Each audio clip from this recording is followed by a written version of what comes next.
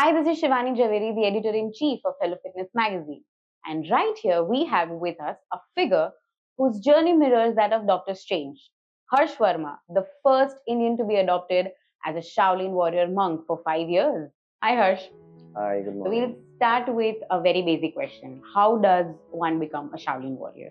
So I never really planned to become a Shaolin warrior. It just happened to me with my journey. I had gone to China to heal my knee, like my story. So I took a 6 months visa and I landed up staying for 5 years. But what I really understand is that they observed my journey, from healing and then slowly starting to practice. They started seeing the interest that I started having in learning the culture. But before learning the culture, I had to actually see if I want to live here, I need to learn the language. So I bought books, I downloaded some podcasts, and I used to irritate people with the phone in their mouth for translation. So I think that graph of that 1.5 year got me adopted as a Shaolin Warrior Monk. So I think for them it's like you learn everything as a whole in Mandarin, obviously. It's not just Kung Fu. People just think Shaolin Temple is Kung Fu, but it's not just Kung Fu. It is Buddhist philosophy, ancient Buddhist philosophy. There is martial arts, there is traditional Chinese medicine, and that's all the three things that I literally done my masters in, and I showed interest, and that's how I became a warrior monk. Yeah. Amazing. So how did your journey start and when did you realize you wanted to become a Shaolin Warrior? I envied all the monks who were training, who really, were doing those crazy stunts and the action and everything that was happening in training. I was like, "Arey, maybe ek din aise karunga, maybe."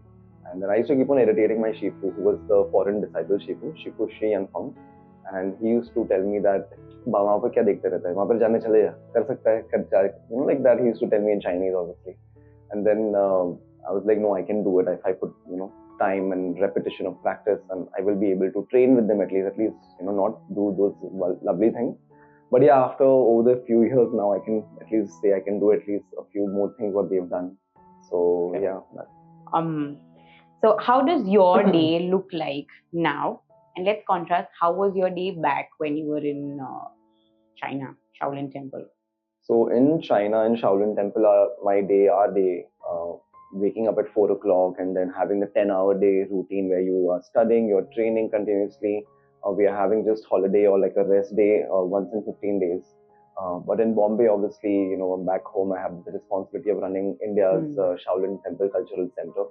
And that's like a work business kind of a thing. And, trying to spread the culture and trying to actually, it's more of reviving the lost Indian culture because it comes from India. Not many people know about this.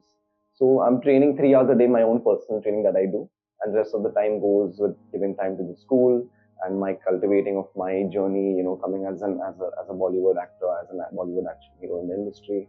So that's the way I segregate it. But yeah, I do wake up not at 4, but at least I wake up in the Brahma Muhurat before 5:30, 5:30 I wake up, and then I do my sadhana, and then I freshen up, go and do my day. So the difference is obviously adapted in a different environment, but the discipline is consistent. I think that's one of the most core element of a Shaolin warrior and a Shaolin disciple. Okay. So how do you maintain such rigorous discipline in the modern world where distractions are everywhere? Yeah, I mean, like, distractions are definitely everywhere. Even there are few times where I feel like doing things my friends are doing. But, honestly, this journey has not come easy to me. It was never planned.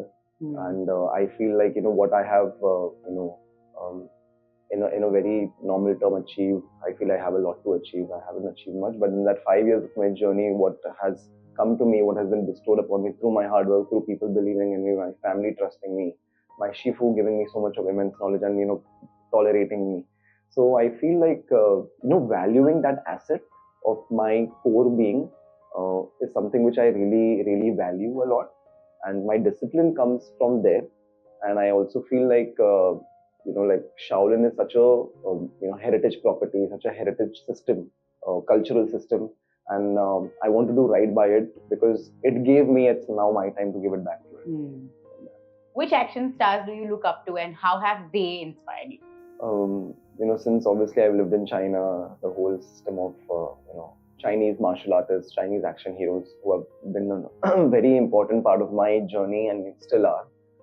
Starting with, Master Bruce Lee, then there is Jackie Chan, Jet Li, there is Wu Jing, there is Donnie Yen. A lot of people are very oblivious with certain names, but these are like really action heroes I really look up to and still do. And Master Bruce Lee is the epitome of it of all, because he came with a real fighting system first, and then he introduced that through to the people. Then he took it to the cinema and tried to spread that same philosophy. And honestly, my journey is I'm trying to follow it and make it as similar as possible. So these are a few names. In the modern times, obviously there are Marvel superheroes. So I really like Deadpool because firstly he's so humorous. He's like has a crazy sense of humor, and he can do really like crazy stunts and action. So you've coached Vicky Kaushal, right? So how was that experience? Vicky is, to be honest, Vicky is family. So my father and his father have been known each other, worked with each other, with each other's family since many years. And working with Vicky was like working with butter. He's so smooth. He just adapts everything so smoothly, and I love the fact that he is so patient. Love the fact that he's so open to listening and receiving things. And yeah, and I was very fortunate to share that space with him. And eventually there was going to be a time where I was going to share the screen with him also, but obviously it didn't work out. That is Purani Baat. But he is an amazing human being at heart, at soul, and I had a really lovely time working with him. And I remember he mentioning that my father learned from your father, and I'm learning from you. So it's like our family heritage is being carried forward, tradition is being carried forward, and yeah, he's a blessing, and I would love to share the screen with him in the future. You will one day. Yeah. Okay, next. Um, if you had a chance to train one Bollywood celebrity, who would that be? Tough. Yeah, it is tough. I think, not to sound very pompous, but I would keep on training my own self, because I see myself as the next Action hero. Bollywood action hero or India action hero. Yeah. But I specifically ask you, which other apart Apart from from you? myself, okay. I feel I've already worked with Vicky. Obviously, it didn't capitalize into something.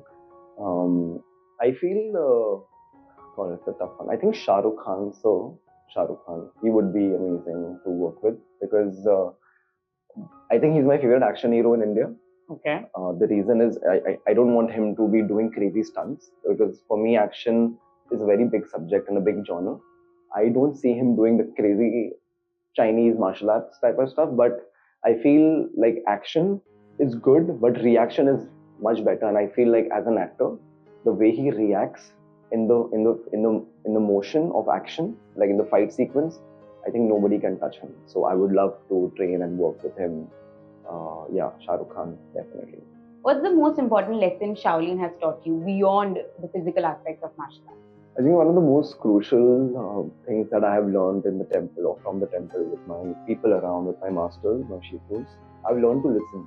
And it's so important to understand that listening is so undervalued and underrated.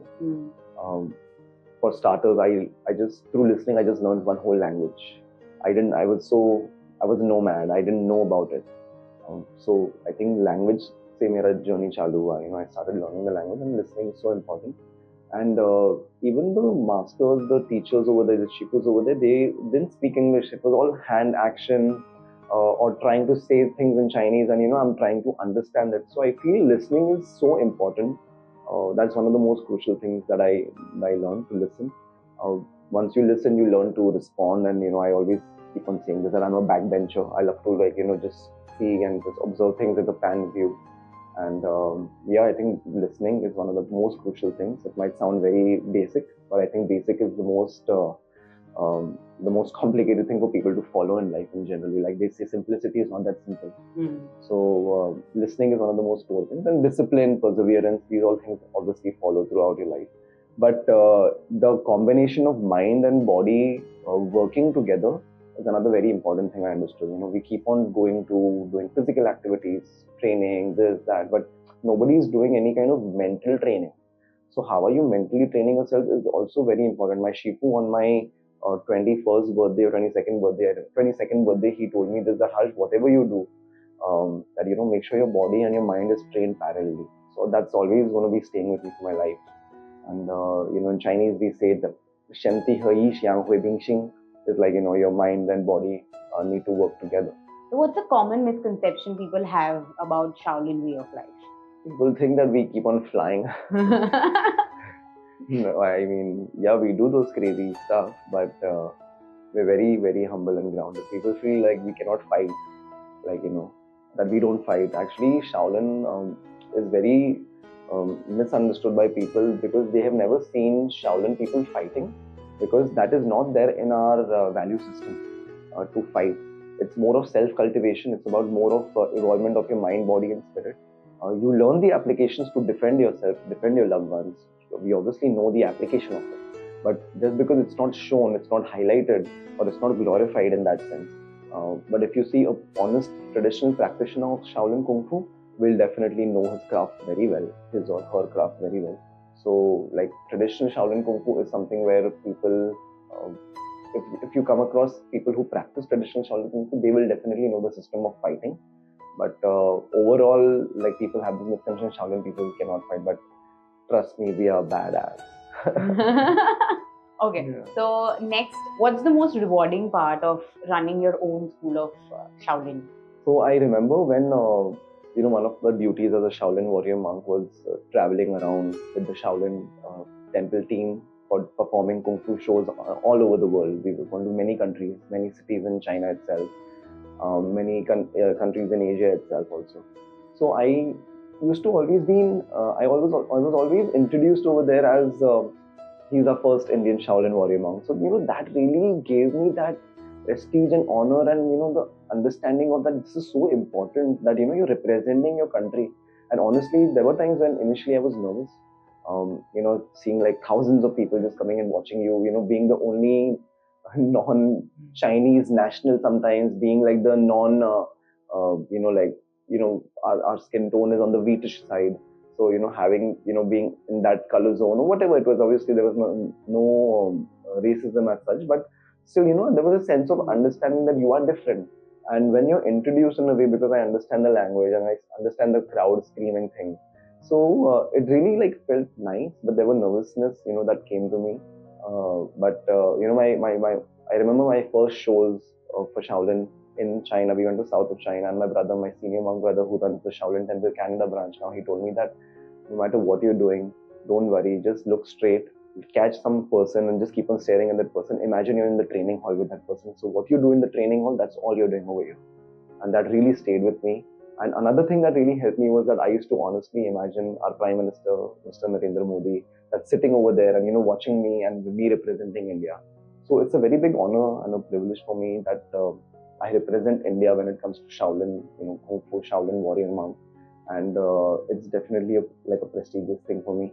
And it's a big responsibility because there are many countries who have a Shaolin Kung Fu center, Shaolin Cultural Center. So Kung Fu is where you're just doing the Kung Fu part. The cultural center is that you're carrying the whole culture as a whole. So for me, carrying the culture as a whole in my institute and giving it in a very honest and in a very righteous manner is what I keep on, getting micromanaging nitty-gritties. I keep on observing these things. So I have to report to them every month what's happening, how many students are there. We have a federation now. We've just formed the Asian Federation, Shaolin Asian Federation. So it's nice that the institute is there and we want to expand. We have our headquarters in Bombay. It's called Shaolin Temple Warrior Monk Academy. And next year we want to go in different cities. So we are starting with Bangalore and Delhi. There is Pune, there is Hyderabad, and then somebody put in my ears about Surat. So definitely looking into considering that as well. Great. So we are looking forward if you're coming back to Surat. Oh yeah, you all have to be the students, huh? I will. Don't catch that. Okay, next. What is the philosophy or core principle that your school is built on? Core philosophy and principles. So we have about like 9 pillars in my school. I just name a few. The most core element is empathy and compassion, because every Shaolin warrior, every Shaolin practitioner carries that in itself, because you understand and value uh, the 5 elements in nature. You understand and value a being who's just there, who's a soul.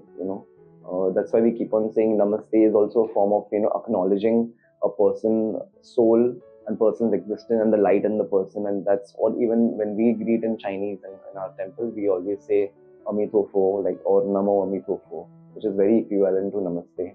So, like, these are the basic core principles where you carry empathy, compassion. There is obviously hard work, there is discipline, which is like the utmost thing. There is commitment, there is honor, there is integrity, and it keeps on going on, like, like this. So these are the core principles of our school, and I'm happy that people respect that and hold it in highest honor to follow these things. And yeah, we have people who are doing amazing. We have students. I have really amazing students. There are women's self-defense batches. There are kids batches. There are adult batches. People are open to this, and we are trying to reach to as many people as possible. And the core element of the institute in India, of the cultural center, is to restore the lost Indian culture, because it comes from India. It was carried by Bodhidharma, from South India, an ancient city that was there in south of India called Kanchipuram, and between Salem mountains also, where he came from. So Bodhidharma is the one who took this art to China. Then Ayurveda, Kalari Payattu, and then obviously Buddhism, as Buddhas from India. And then his master, Bodhidharma's master Mahakasapa, was the direct disciple of Gautam Buddha. So it's lost in India, and we want to restore this in a very honest way. That's all.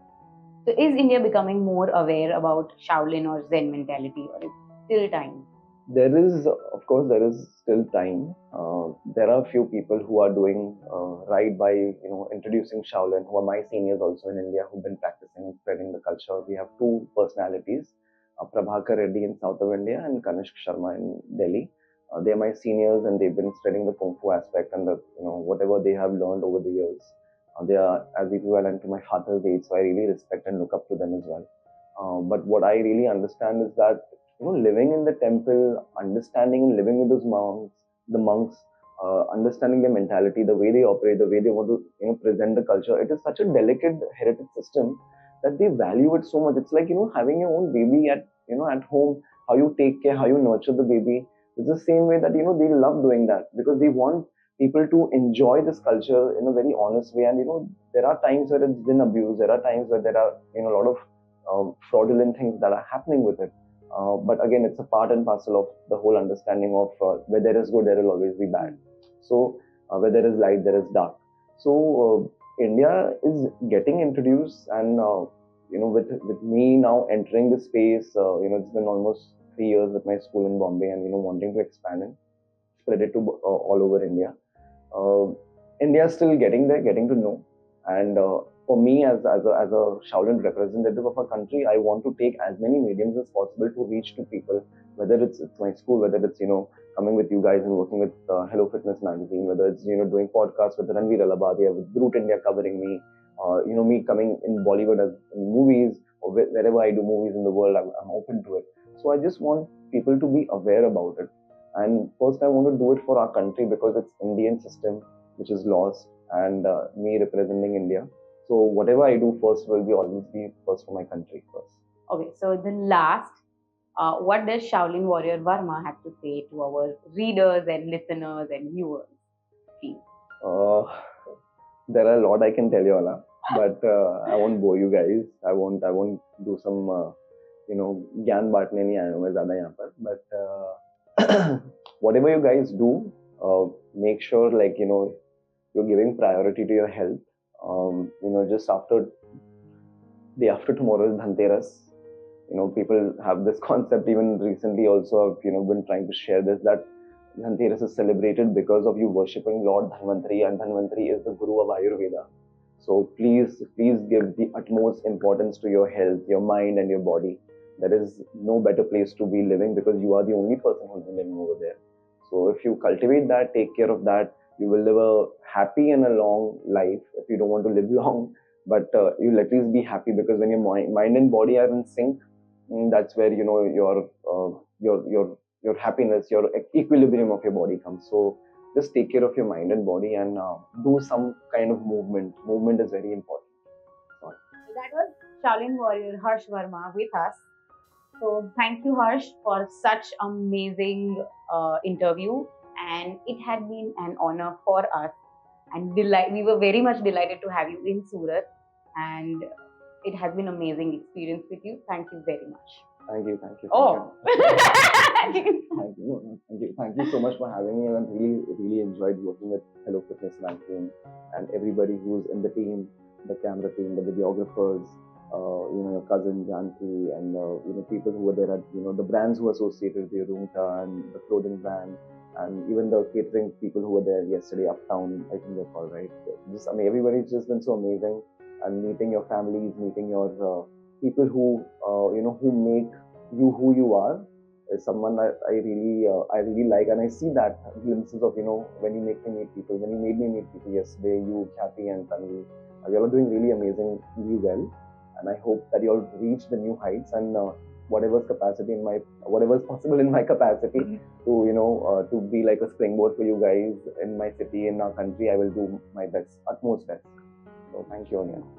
Looking forward to work with you more. Likewise. Thank you.